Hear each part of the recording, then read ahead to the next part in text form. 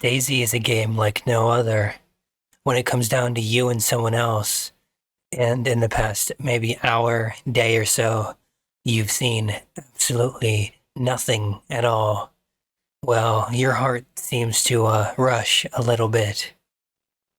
It seems our friends down under agree with this, as there is actually a fucking a paper from Australia about this, which is really fucking interesting. Anyway, let's check it out.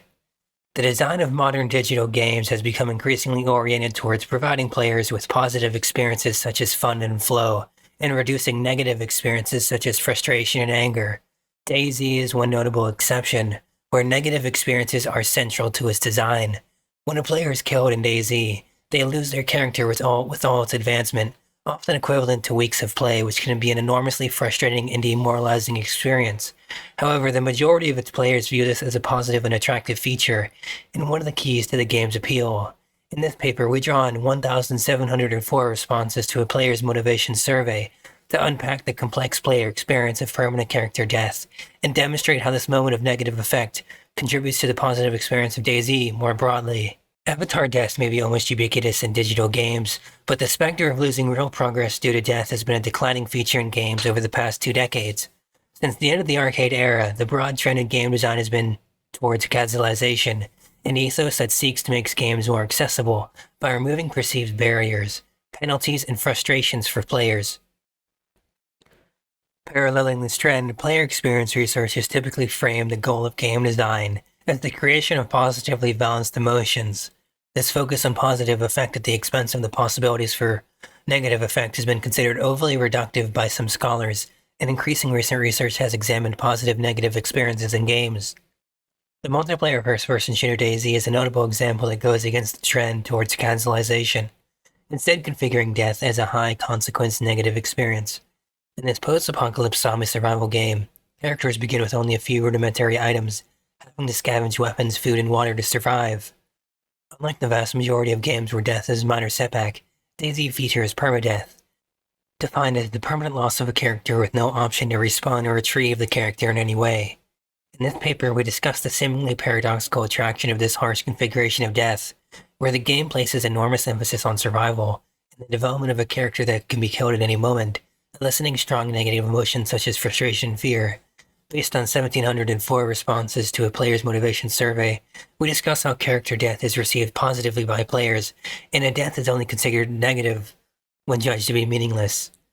This paper provides substantive evidence of the complex relationship between positive and negative experiences in games, and the critical role of meaningfulness in players' engagement with digital games. In doing so, it challenges the common practice of distilling player experience to simple binary measures such as effect and valence. To our knowledge, this is the first large-scale survey of players' attitudes towards and experiences of permanent character death. There is only a small body of prior academic research on the role of death in games, as noted by Copcake et al. In the review of the literature. The most substantive prior study of character death in games was conducted by Carter et al. It also focuses on DayZ.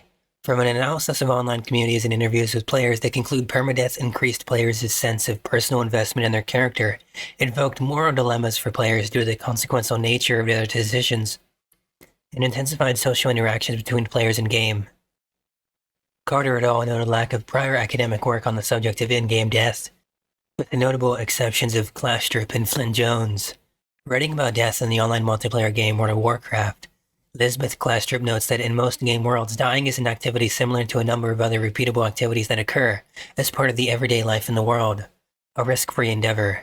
Clashstrip draws a distinction between the fact of avatar death in itself and the penalty the player pays for dying. She points out that the latter is what truly informs the experience, and cautions game designers to ensure character death is not so harsh that it discourages players. This has become an increasingly orthodox view in game design. Flynn Jones notes that in the vast majority of games, avatar death is often the most effective way of finishing the game, through failure and repetition. In his review of Clashstrip's chapter, Bartle notes that the word death is merely the label that has, for historical reasons, become attached to the condition of mini game over. Their version of death has none of the anguish or gravitas that accompanies real-world death.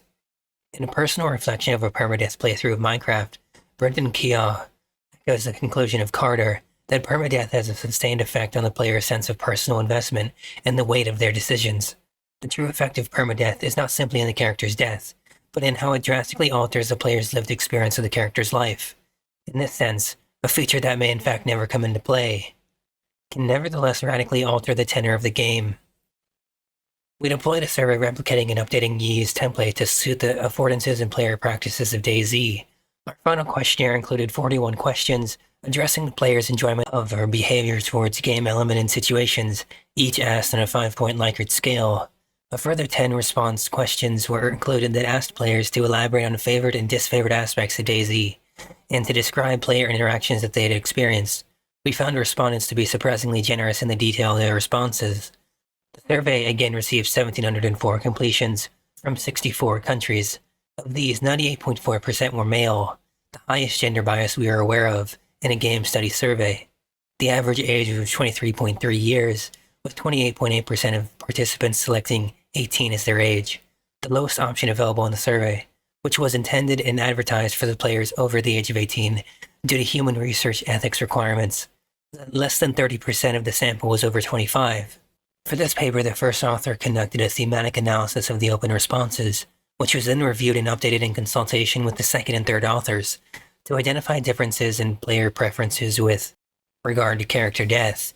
Each player's responses were cross-referenced against their answer to the quantitative question, when you play DayZ, how enjoyable do you find the consequential nature of death? Several themes were apparent in how players described their experiences with character death in DayZ.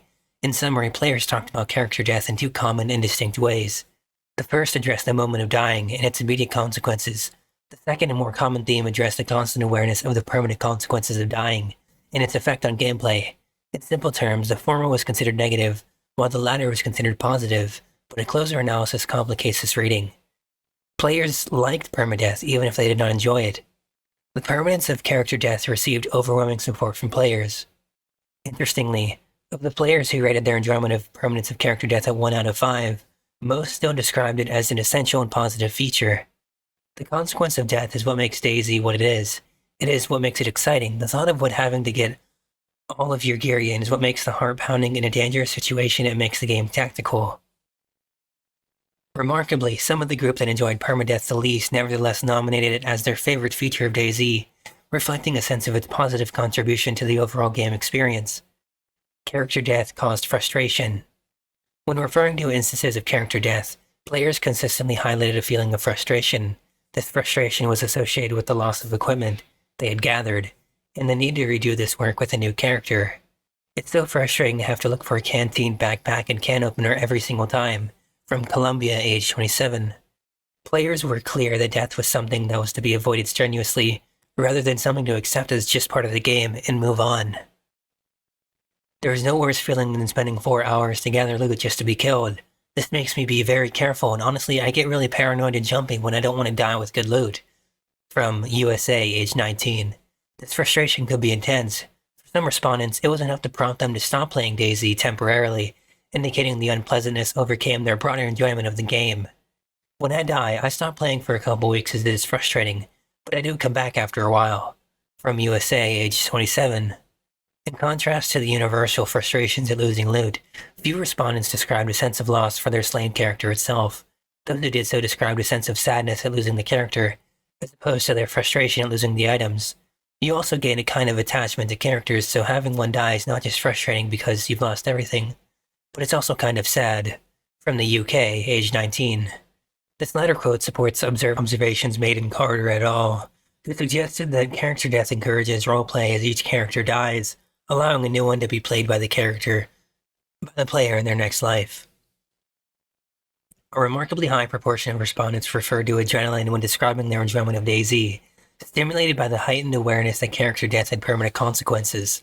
When your character is in danger, you feel in danger. Your heart races and you get an adrenaline rush. No other video game does this. Many players spoke of an adrenaline rush that came not during combat, but upon encountering another player. This was attributed to the unpredictability of that situation and the potential for danger, when waiting to see whether the other player would prove to be friendly or hostile. Encountering another player is a massive adrenaline rush, especially when that player has a weapon out and appears to be a threat. Players described a heightened state of engagement with the game when feeling this rush. The effect was characterized as a strong sensation of immersion, or feeling like the game situation was more real. It adds to the adrenaline response to combat or stressful situations.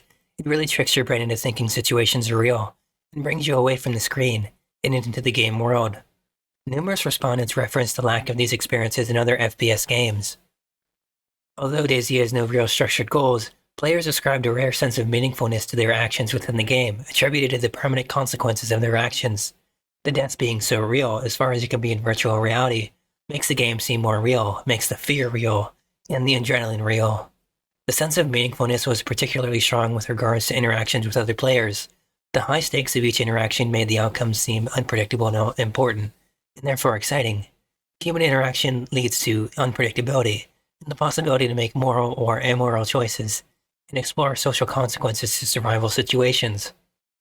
Players were keenly aware that the sustained feeling of meaningfulness to their actions in DayZ was built upon a pattern of smaller moments, each one of which taken in isolation could be a negative experience. The prolonged periods of boredom from running and anger from death make the moments of glee like finding a nice gun all the sweeter.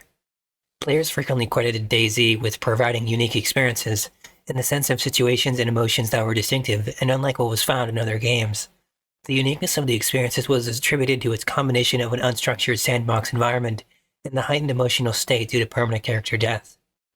An exception to the generally positive acceptance of character death was dying in a way that was considered meaningless or no fault of the player. Most commonly, this was due to glitches or bugs in the game, but for some players it also included kill-on-sight attacks by other players. Permadeath makes you care about your character more, but it also makes it one of the most tense games out there when bullets start flying. Unfortunately, it makes death by bugs, glitches, and random players all the more frustrating.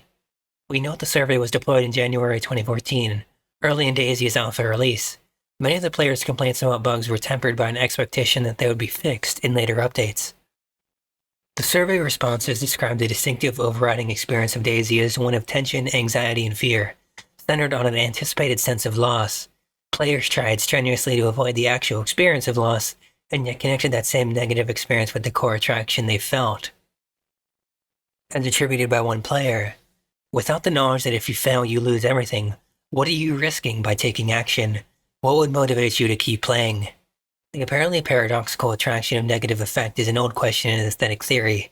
We began this paper with a quote from David Hume pondering the unaccountable pleasures of sorrow, terror, and anxiety in fiction in 1758, and more recent scholars have wrestled with the seeming paradox of the popularity of horror fiction.